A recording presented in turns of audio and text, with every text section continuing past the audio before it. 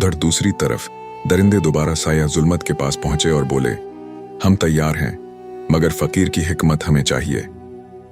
साया हंसा, तो फिर तैयार हो जाओ। आज रात जब फारिस जंगल से दौर होगा, हम फकीर पर वार करेंगे। सामने एक गहरी खाई और दूसरी तरफ एक रोशनी का सितून। खाई के किनारे एक छोटा पुराना पुल था जो किसी भी वक्त गिर सकता था। फारिस ने अपने दिल से सवाल किया, अगर मैं गिर गया तो? दिल ने जवाब दिया, तो भी हक पर मरोगे। दूसरी तरफ उसे एक झरना दिखाई दिया जो नीले नूर से चमक रहा था। फारिस ने झुककर पानी पिया। जैसे ही पानी उसके हलक से उतरा, उसका सीना नूर से भर गया।